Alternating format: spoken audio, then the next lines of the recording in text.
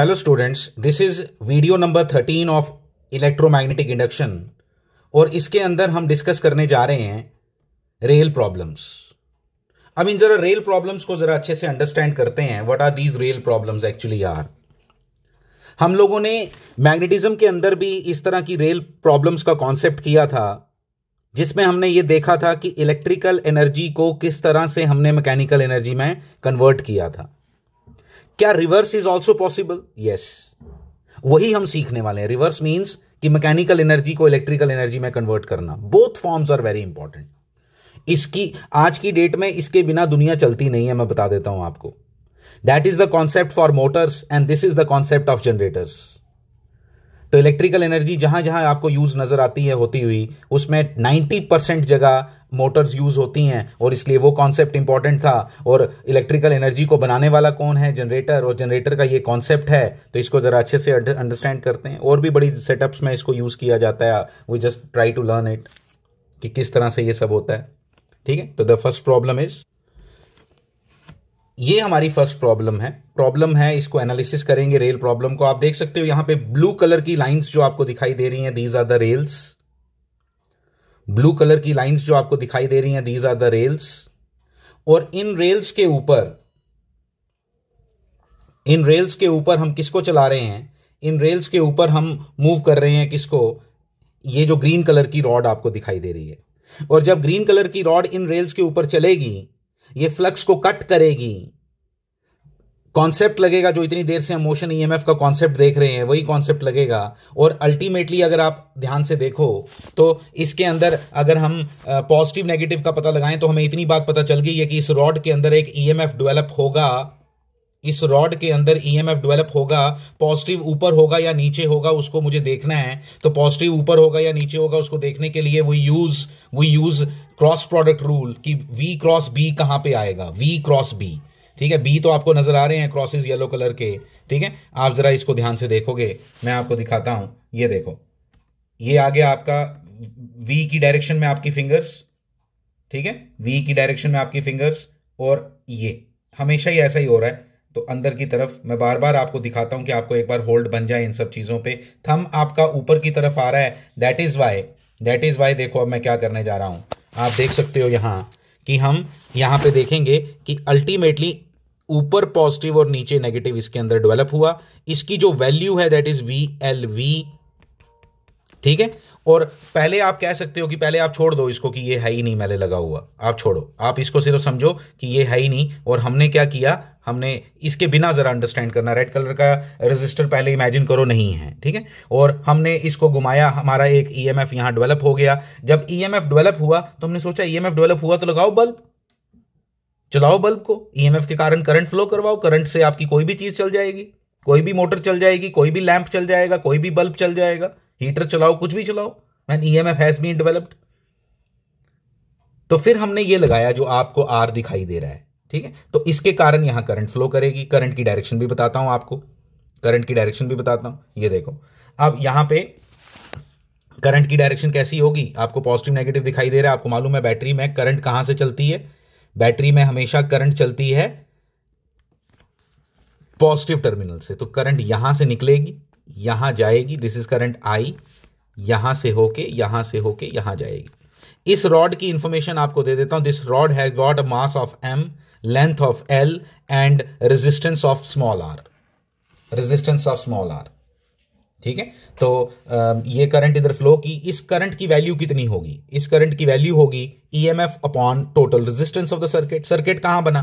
Circuit इतना सा बना यहां। This circuit can be depicted like this. देखो, इस सर्किट को हम ऐसे भी एनालाइज कर सकते हैं। ये देखो,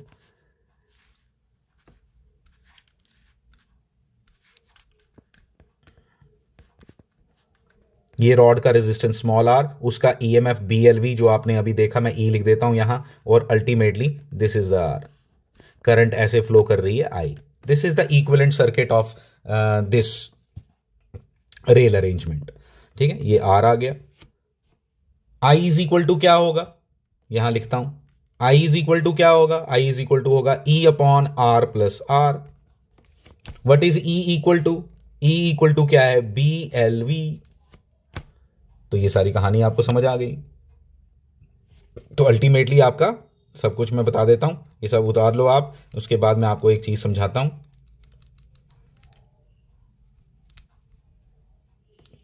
तो अल्टीमेटली हमने क्या देखा? अल्टीमेटली हमने देखा कि इस अरेंजमेंट से हमने एक करंट बनाई जिसकी वैल्यू क्या थी? जिसकी वैल्यू थी B L V upon R plus R. अगर किसी भी चीज को आपको कांस्टेंट स्पीड से आगे चलाना हो तो क्या आपको फोर्स रिक्वायर्ड होगी? यहां नॉर्मली आपका दिमाग कहता है कि नहीं होती, क्योंकि अगर कांस्टेंट वेलोसिटी है तो एक्सेलरेशन जीरो है, that is why force will be zero. लेकिन होता क्या है ऑन द कॉन्ट्ररी? यहां ध्यान से सुनना मेरी बात। होता क्या है यहां? अल्टीमेटली इस में से करंट फ्लो कर रही है।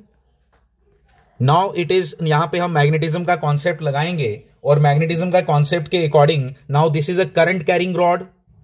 Current carrying rod placed in a magnetic field will experience a force. The direction of that force will be given by Fleming's left hand rule. इस डायरेक्शन ऑफ फोर्स कौन देगा हमें? Left hand rule. आप left hand rule लगा के देखो, मैं आपको दिखा देता हूं लगा के। आप लेफ्ट हैंड रूल लगाओ, लेफ्ट हैंड रूल के अकॉर्डिंग करंट की डायरेक्शन कौन देगा? करंट की डायरेक्शन देगी मेरी सेंट्रल फिंगर, मिडल फिंगर। और मैग्नेटिक फील्ड की direction will be given by the four finger. ठीक है, मैं अभी दिखा देता हूं आपको। ये देखो आप ध्यान से, ये देखो फोर फिंगर आपको क्या नजर आ रही है? मेरी स्क्रीन के अंदर घुसती हुई नजर आ रही है। ठीक है, आपका ये कहां जा रहा है? करंट कहां ऊपर की तरफ जा रही है, तो सेंट्रल फिंगर मेरी भी ऊपर की तरफ जा रही है। थंब इस तरफ जा रहा है। ठीक है, तो थंब इस तरफ जा रहा है। आप भी लगा के देखो, लेफ्ट हैंड रूल लगाना, राइट हैंड नहीं, लेफ्ट हैंड रूल लगाना, आपको सब दिख जाएगा। ठीक है, तो आप देखो यहां पे क्या दिखा हमें कि इसकी डायरेक्शन,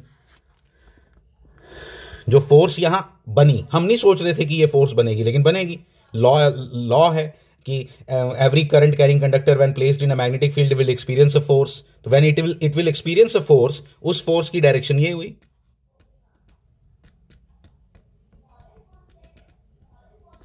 ये ठीक है, और ये फोर्स की वैल्यू कितनी हुई? ये फोर्स की वैल्यू है BIL, अगर आपको याद हो तो, ये हमने किया हुआ है वहां। ठीक है, ILB हम लिख देते हैं इसको,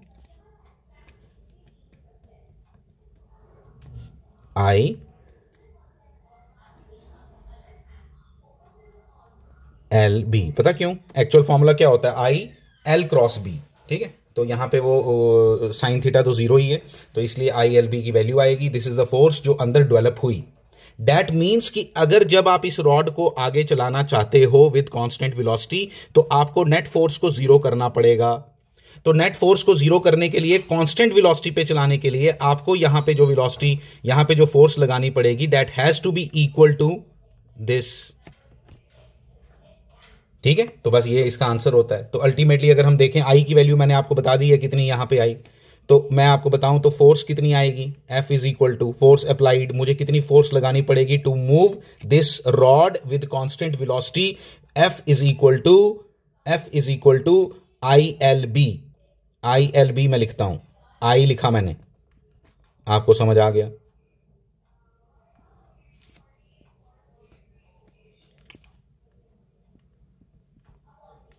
ILV।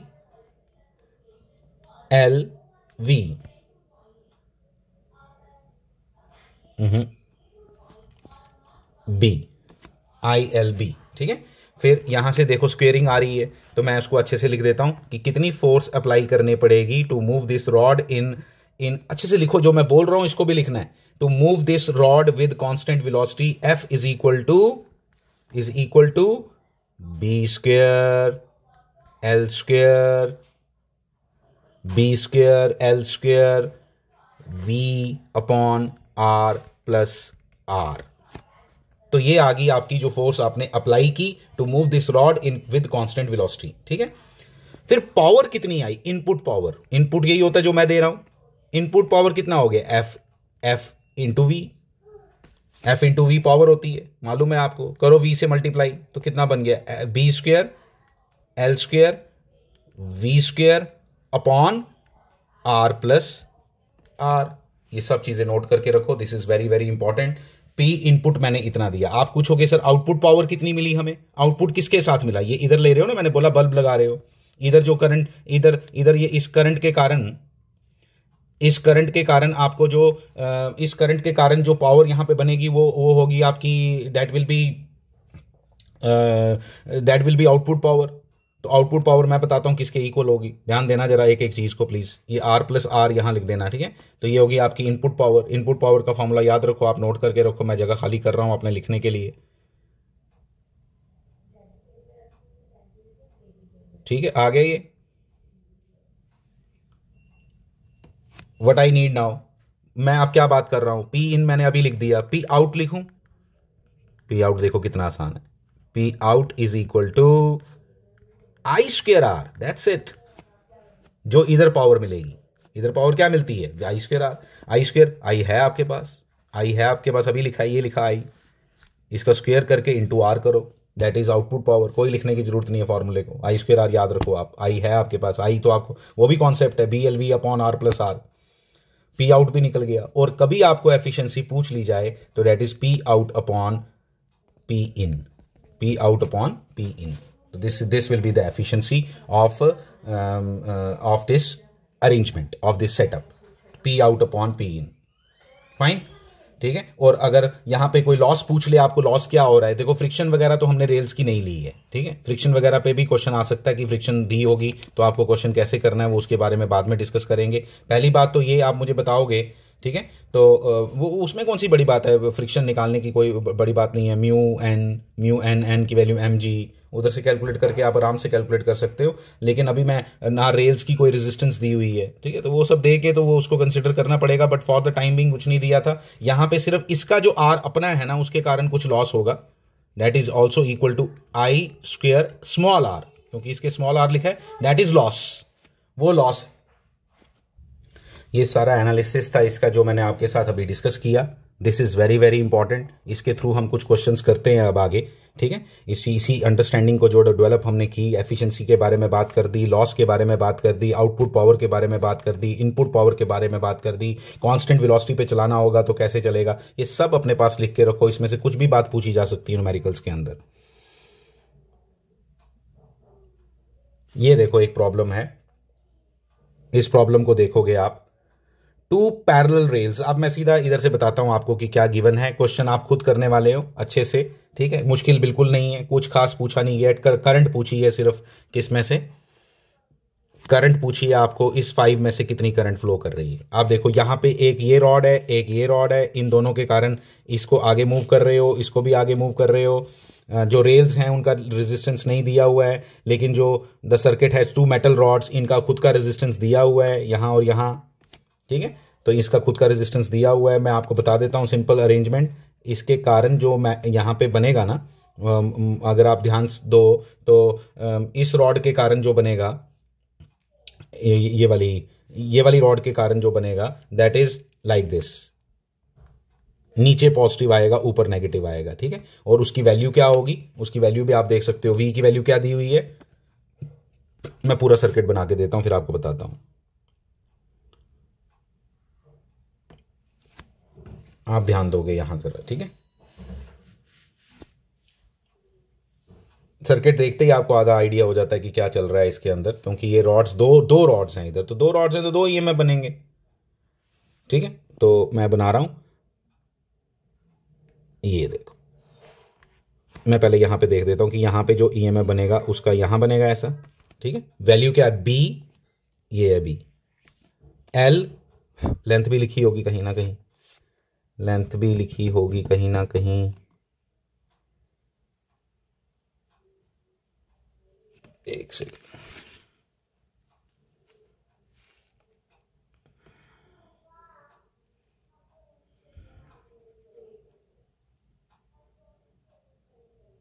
हाँ 10 सेंटीमीटर अपार्ट, ठीक है। तो 10 सेंटीमीटर अपार्ट कौन है, रेल्स, तो रेल्स अगर 10 सेंटीमीटर अपार्ट है तो लेंथ कितनी होगी, 10 सेंटीमीटर, ठीक है। तो देखो, तो इसकी वैल्यू क्या होगी, नीचे पॉजिटिव आया है करके देखो, आप लगाओ इसमें क्रॉस प्रोडक्ट, आपको दिख जाएगा, नीचे आएगा BLV, B कितना है 0.01, L कितना है 10 सेंटीमीटर, 10 सेंटीमीटर लिख दिया, 10 सेंटीमीटर मीटर में कन्वर्ट करके, ठीक है।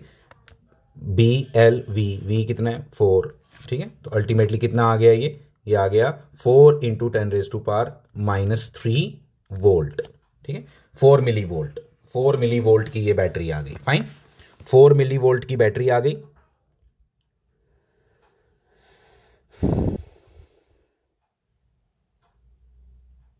देखो ये आ गया 4 मिलीवोल्ट, ठीक है, बिल्कुल सही है। 4 मिलीवोल्ट, इसकी रेजिस्टेंस दी हुई है 10। ये आ गया आपका बीच वाला 5 ओम का रेजिस्टेंस जिसकी करंट निकालनी है। ये आ गया 15 ओम, ठीक है। और ये जो बैटरी बनेगी इसका ऊपर पॉजिटिव और नीचे नेगेटिव बनेगा। इसका ऊपर पॉजिटिव और नीचे नेगेटिव बनेगा कितनी वैल्यू का? आधी वैल्यू का। ये मिलीवोल्ट मुझे लिखना चाहिए था, यहां मैंने लिखा नहीं, यहां मुझे मिलीवोल्ट लिखना चाहिए था, इसको मिलीवोल्ट लिख रहा हूं मैं, ठीक है। मिलीवोल्ट, ये 2 मिलीवोल्ट, सिर्फ वेलोसिटी आधी है, बाकी तो सब कुछ सेम है, तो इसलिए आधा कर दिया, 4 मिलीवोल्ट। अब आपको इसकी करंट फाइंड करनी है, जैसे मर्जी फाइंड करो, मैश एनालिसिस से फाइंड करो, नोडल एनालिसिस से फाइंड, नोडल ईजी है, आना चाहिए नोडल लगाना, नोडल बहुत ईजी है, आप खुद लगाओगे, मैं बिल्कुल नहीं सिखाने वाला, ठीक है। 2 ही जंक्शन है यहाँ पे, एक को आपको रेफरेंस ले लेना है, ठीक है, दूसरे को आपने V1 ले लेना है, ठीक है। फिर आपको सिखाया है मैंने 1/10 + 1/5 + 1/15 × V1 = -4 × 10⁻³ + 2 × 10⁻³ V1 की वैल्यू आ जाएगी। V1 - 0/5 इसकी करंट होगी। V1 - 0, ठीक है, V1 - 0/5 इसकी करंट होगी। हो सकता है वो नेगेटिव आंसर आए, नेगेटिव आंसर आएगा तो इसका मतलब आपने करंट की वैल्यू ये मानी है, क्योंकि आप V1 - 0 कर रहे हो तो आपने माना करंट नीचे की तरफ फ्लो कर रही थी, तो अगर ऊपर की तरफ होगी तो नेगेटिव आंसर आ जाएगा। तो इसको खुद करो, ये मैं नहीं बता रहा बिल्कुल भी, बिल्कुल क्या नहीं बताना, मैंने सारा बता दिया, लेकिन इसको क्वेश्चन को, सर्किट को खुद सॉल्व करो एटलीस्ट, ठीक है।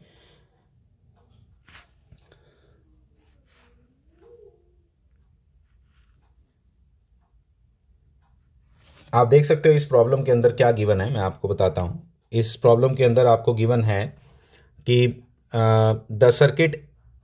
The circuit area is perpendicular to the circuit area, जो है ये रॉड जो है वो परपेंडिकुलर पड़ी है, that is none of my concern right now, ठीक है। इसमें सिर्फ इसने पूछा कि कितनी, how large is force needed, अगर मुझे कितनी फोर्स चाहिए, किसके लिए, how large is force needed to move the rod as indicated with constant speed. तो कांस्टेंट स्पीड के साथ अगर चलाना चाहते हो तो आपको नेट फोर्स को जीरो करना पड़ेगा, और नेट फोर्स को जीरो करने के लिए आपको यहाँ पे भी फोर्स लगानी पड़ेगी, क्योंकि यहाँ पे अपने आप एक फोर्स डेवलप हो जाती है ILB, यहाँ पे फोर्स लगानी पड़ेगी ILB, और I की वैल्यू क्या है, I की वैल्यू L आपको गिवन है इधर क्वेश्चन के अंदर, B आपको गिवन है इस क्वेश्चन के अंदर, लेकिन आपको किस चीज़ की जरूरत पड़ने वाली है, आपको जरूरत पड़ेगी I की, I = BLV/B, ये देखो L दिया हुआ है 50 सेंटीमीटर, ठीक है, LB/R+R भी आपको गिवन है, R+R = 3 ओम्स आपको गिवन है यहाँ।